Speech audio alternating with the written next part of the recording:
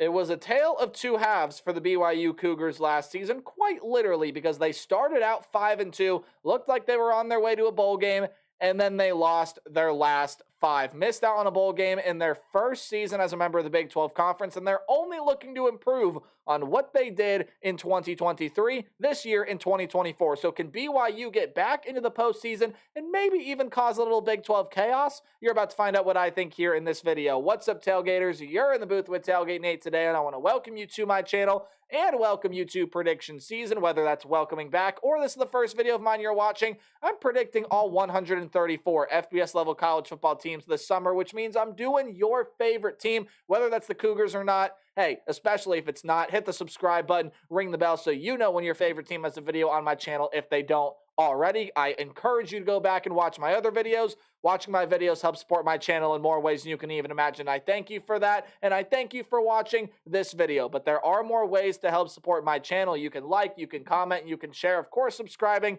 Pretty much anything you do to interact with the channel helps to support it, and I'm appreciative of all the support that you give it. Let's talk about BYU in 2024, but before we do that, well, I got to tell you how we're going to talk about them first.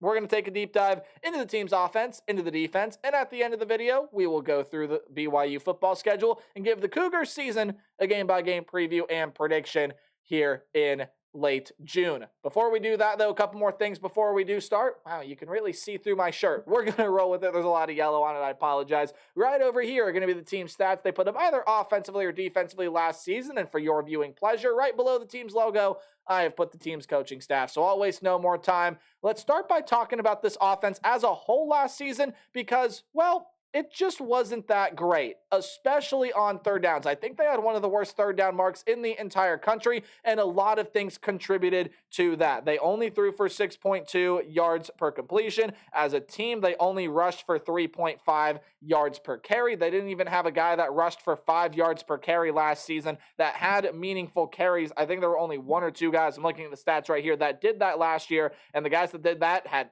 2 and 1 carry. So overall catching the football as well. That was actually the pretty decent part of this offense. The pass game was really pretty good. Rush game needs to take a step up. I think the offensive line might have to take a step up, and they're losing one of their better offensive linemen. We'll talk about all that when we get there. But right now, we got to talk about the most important position on the field. That's the quarterback position, because Keaton Slovis, your primary starter from last year, is gone. 1,716 yards, 12 touchdowns, and 6 interceptions. Definitely overall, compared to relative expectation, had a bit of a disappointing career and a bit of a disappointing stint with the BYU Cougars, but he is a talented enough player and is upside to go play in the league. That's where he's going. So who's in your quarterback room for 2024? Well, Jake Retzlaff is back. He is projected to be that starting quarterback. Last season had 648 yards on just a tick above 50% completion percentage, 3 touchdowns, and 3 picks. He's got to see an elevation in his game if he is indeed to be that starting quarterback. But you know what? There are a couple other guys here that could push for that starting job. You do get Gary Bohannon, a former Baylor transfer that most recently came over from South Florida.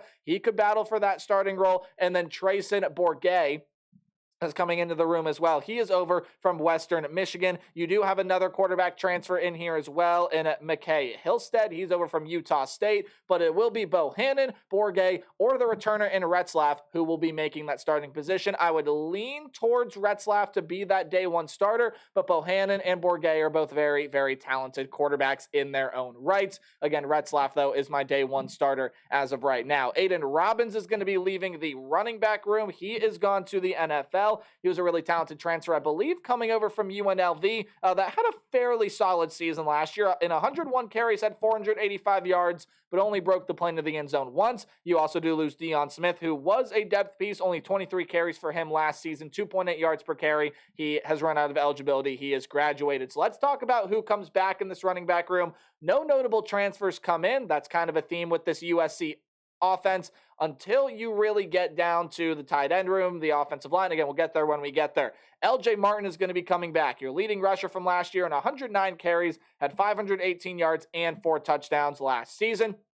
Those numbers definitely should improve. He's a pretty talented player in 2024. Miles Davis does come back, as well as Hinckley Ropati. Now, Davis only saw 16 carries last season, and Ropati was really a depth piece guy. I don't even think he got a carry last season. Wasn't really used He'll probably slot into that running back 3 role, but again, it will be LJ Martin leading the rushing attack. No notable losses in this wide receiver room, so guess what? Everybody comes back. I'm talking about Chase Roberts, who had over 500 yards last year, the only Cougar last year to do so. Darius Lassiter, Cody Epps, Keelan Marion, and Parker Kingston all come back in this wide receiver room. And it was a wide receiver room that at the end of the year, once it was all said and done, did have 17 receiving touchdowns. Again, not a bad number. You'd maybe like to see a little bit more production in that regard, but regardless of the numbers from last year, you have a lot of talent in this wide receiver room. You do lose Isaac Rex, though, gone to the NFL, and that's a pretty big loss in that tight end room. 422 yards on a team second high, 34 catches, only that behind of Chase Roberts, who was your leading receiver last year, as I already said, and 3 touchdowns for Rex last season. So who comes back in this tight end room? Well, Keanu Hill, there we go, figures to be that feature tight end. He was listed as a wide receiver last year, to my knowledge, has made that switch over to tight end, but you do have some other players coming into this room that could play some pretty big minutes here in the tight end room. You have Marquise Montgomery, who is a Cal transfer, and Reiner Swanson is a freshman. Who knows how much playing time he's going to get, but definitely could see his fair share of time. And you do lose, in what a lot of people's opinion were your best offensive lineman. He's a former Oregon transfer, Kingsley Suamataia. Hopefully I'm pronouncing that last name right, but he has gone to the NFL, deservedly so. He's a very talented offensive lineman. So Braden Kime, Waylon Lupahuo, Sony Makassini, Caleb Etienne, and Connor Pay return to the offensive line, while Austin Liausa and Isaiah Jada will be transferring in to this offensive line room. Jada comes over from Colorado, and Liausa comes over from an FCS program in southern Utah. Again, when you talk about the offense as a whole in 2024, no matter who the starter is, they're going to have to put up some pretty decent numbers. They've got to have better quarterback play than what they did last season in order to be more successful than they did last season. Obviously, they failed to make a bowl game. They want to make a bowl game, take a step up in the quarterback position, whether that means Retzlaff develops or one of these experienced transfers in Bohannon or Bourget come in. This is an offensive line that only allowed 19 sacks last year, but might have to get a little bit better job in run blocking, being able to open these gaps. LJ Martin's a pretty talented back and could rush for 700, 800, maybe even 900 yards this season. 1,000 yards might be pushing it for me, but again, Martin, I think, is a talented enough player to get there. You have some good talent in that wide receiver room. The offense, I think, just got to gel a little bit better in 2024. Now let's talk about the BYU defense, which also had its struggles last season. It allowed over 400 yards per game and just was not a very good rush defense. They allowed over 175 yards per game. And again, they had their struggles on third down last season offensively. Same thing defensively. They allowed opponents 45% conversion rate on third down. But again, much like the offense, there's not a lot of names leaving here, but there are some pretty solid players leaving the side of the football for the BYU Cougars. We're going to start out with the defensive line, and Jackson Cravens, a defensive tackle who had 24 tackles a season ago, has run out of eligibility. He has graduated. While you do lose a depth piece in John Henry Daly, a guy that could have seen more playing time during his time here in Provo, but has left for another program through the transfer portal. So what do you have coming back on your defensive line? Again, pretty much everybody else. Tyler Batty is back, the defensive edge last season, 54 tackles, and led the team with 5.5 sacks. This is only a BYU team that had 11 sacks last season. That's got to get better this year. And, Tyler Batty had half of those. Isaiah Bagnaw, Blake Mangelson, John Nelson, David Latu, and Logan Lutui all come back to this defensive line while you get Jack Kelly over from the transfer portal, and he is coming over, I believe, from Western Illinois. I do know it is an FCS level team, but there are also, I think, 1 or 2 Division I transfer, or I should say Division I FBS level transfers that come in as well. Kelly will probably end up getting the most playing time out of any transfer coming in on the defensive line. Linebacker room, let's talk about it. Max Tooley, your leading tackler from last season, I do believe. Yes, was your leading tackler. 92 of them with a sack, couple pass defended, and a pick. Rightfully so. Will now be playing on Sundays. And AJ Von Facon has run out of eligibility. He was your second leading tackler last year. 85 tackles with a pass defended last season, so he is gone. Those are probably your 2 biggest losses on the defensive side. And then Chaz Ayu has gone through the portal. Again, a depth piece guy that didn't see much playing time, but again, definitely had his moments to be an impact player here with this team. I don't think recorded a tackle last season. So you move over to the linebacker room.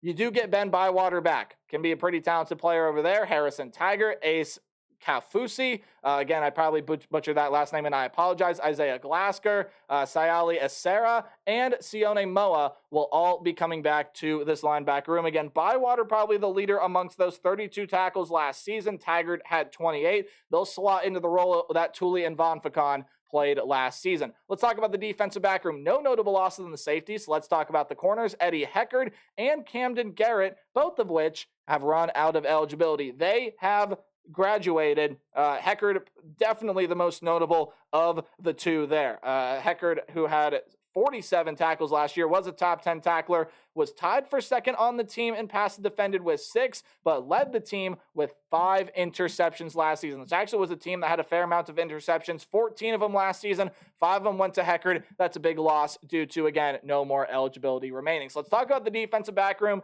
You do get Jacob Robinson back in this cornerback room. He was second on the team with 4 interceptions last year and led the team with 7 passes defended. So that's a big get back. Maury Bamba and Marcus McKenzie will be good players this year as well. And Marquis Collins is a transfer, again, coming over from Western Illinois. I do believe that's what that logo is. Yes, it is, if I am not mistaken. If not, feel free. Correct me in the comment section below. It's just a logo here on the 247.com site. Do believe it's Western Illinois. Safety room, Ethan Slade, Crew Walkley, Tanner Wall, Ryder Damuni, the Talon Alfrey, Micah Harper, and Preston Rex all come back in this safety room. So this is a pretty loaded safety room entering this season. But kickers are people too, guys. Let's show them some love. Ryan Reckhow has gone to the transfer, or not the transfer portal, my apologies, to the NFL. So they have to dive into the portal to bring in a replacement punter. Sam Vanderhaar is coming in to do the punting duties, while Will Farron comes back to be the kicker for the Cougars in 2024. Talking about this defense overall, and a lot of things obviously have to get better. The secondary, yeah, with as much returning talent as they have, yes, they lose Heckard, but Robinson comes back. Pretty much that entire safety room comes back. You could see more production out of them this season. The sack numbers have to get better. Again, you return the guy that had half of your sacks last season. Cool, great. That number has to get better. 11 sacks last season just isn't going to cut it. They've got to be able to be more disruptive to the quarterbacks, and I think there is some pretty good talent here with the BYU Cougars. So let's dive on into talking about their football schedule. Any game at home will be underlined, while any game on the road is in italics. That's that slanted text. Any game you see in green is a game that I think the Cougars are going to win fairly handedly. Any game in yellow is going to be a close, competitive game, but the Cougars are able to win, and red is any game that I foresee the Cougars coming out with a loss. So let's dive into their schedule. They will start out with a win against the Southern Illinois Salukis. That is an FCS level program, one that was actually pretty darn good last season. They definitely could be so again this season, but I do think BYU in Provo week 1 will get this game out of the way, be able to get in that win column, because you have 2 very tricky road games coming up here. And I do believe they split this road trip in the likeliest fashion, meaning I think they lose to the SMU Mustangs because Preston Stone, very good quarterback. SMU always has a lot of speed on that team. The defense is returning a lot of solid pieces as well. Now coming over to join the ACC, they'll be competitive over there, but especially this one being at home for the SMU Mustangs, while BYU tries to get a couple things figured out. I especially don't think that defense in week 2 of the season is going to be up to par to defend Preston Stone, and again, some of the speedy guys that SMU is going to have on that team. So that's a loss for BYU. But again, I did say they're splitting the road trip, which means they beat the Wyoming Cowboys on the road. Very close one here. Yes, Wyoming is losing Craig Bull. We will miss him dearly. He was a very, very good head coach and a staple and an icon in Laramie, Wyoming. But this is a Cowboys team that, again, is always going to be feisty. They're always going to put up some great fights. They beat Texas Tech at home last season. There are a lot of good players still on that team, but I think BYU is going to be able to squeak it out. Now, again, it could come back to bite me because I did at the beginning of the season pick Texas Tech to beat Wyoming on the road. So this is a very losable game for BYU, but I do think they go on the road and are able to pull out that win. But I do think their first game as a member of the Big 12 Conference in 2024 is going to be a loss to the Kansas State Wildcats. Kansas State's really talented this year. Yes, they do lose Kobe Savage, couple other good pieces offensively. or I should say a couple other pieces defensively. Kobe Savage plays defense, and there are some pieces that leave offensively as well. However, Avery Johnson, I think, is going to be a really good quarterback. He's still got a good skill position room, and there is good returning talent defensively for Kansas State. Chris Kleiman's still that head coach there. They're going to be one of the Big 12's better sides this season. And, while Provo's going to make it tough on them, I do think that K-State walks away with a win. So BYU starting out 2-2. And I do have a loss to the Baylor Bears. Now, the Bears have a lot of question marks entering this season, but there are some pretty solid pieces offensively and defensively. But one name here really not really simplifies it, but really emphasizes that this will be a win for Baylor here, and that is DeQuan Finn. The old Toledo quarterback has transferred over here. He is a major dual threat guy. And if BYU, if that pass rush can't get better, which, again, I foresee it happening in 2024, I think that pass rush is going to get better. But I think they're going to have their difficulties controlling and being able to contain DeQuan Finn, and the Baylor Bears have enough talent on that team to be competitive with the Cougars, and I do think that Baylor is going to be able to win that game. And let's tack on your third straight loss there. Even after the bye week and even with this game in Provo, they'll make it tough on the Wildcats, but Arizona has got a lot of talent. There are some really good defensive pieces, even though I still have some question marks about that defensive side, just because of all the talent that they did lose through the portal, lost some good pieces through the portal offensively as well, but they did not lose two pieces. Noah Fafita and Tyrone McMillan. They both are going to be stars this year. Arizona wins the game against BYU. But again, you had two games in Provo. You had 2 games in Provo against 2 really good teams. Now you get a game in Provo against an Oklahoma State team on Friday night. This is the game that I do think BYU does win. Again, Oklahoma State, probably definitely the more talented team, especially if quarterback play can fix itself out with the touchdown to interception ratio of the quarterback's escaping my mind right now. I apologize, but Ollie Gordon does come back. The best running back in the country last year, could definitely be that again in 2024. Oklahoma State has got some good defensive pieces as well. And again, I still think the more talented team, but Provo is tough to play in, and BYU fans show up. There is enough talent on this BYU team to win 1 or 2 big games this season. I think they won a big one right here. Friday night in Provo. Give me the Cougars to upset the Oklahoma State Cowboys. But the rest of the schedule does get pretty rocky from here. And this next 3-game stretch, I think you end up losing all 3 of them. I got you losing on the road to the UCF Knights because KJ Jefferson is there, a pretty solid dual threat quarterback that definitely showed a lot of talent during his time at Arkansas. He'll be good for the Knights in 2024. They return a 1,400-yard rusher in RJ Harvey, and they just added another one through the transfer portal in Penny Boone. Again, I talked about DeQuan Finn from Toledo. That's where Penny Boone is from as well. Some pretty good defensive pieces come in. UCF definitely feels like their team that's going to be better than they were last season in 2024. And with this one being played in the bounce house, I don't see BYU having much luck. On the road against Utah, I have that being a loss as well. Even after the bye week, I'm just so in love with this Utah team. I love Kyle Whittingham as a head coach. We know what style of defense they're going to play. They're going to be physical. They're going to punch you in the mouth before you even step onto the football field. And Cam Rising is back. I think he's got the best group of pass catchers he's ever had as a quarterback with the Utah Utes. And again, I think Utah's going to be a really good team this year. Utah beats BYU. Kansas is going to be another really good team this year as well. Again, even though this one in Provo, Kansas has got some question marks defensively. Jalen Daniels is back. Devin Neal is back. If both those guys can stay healthy, they got a lot of returning talent in that wide receiver room as well. The defense, even though there are question marks, should see a step up in play.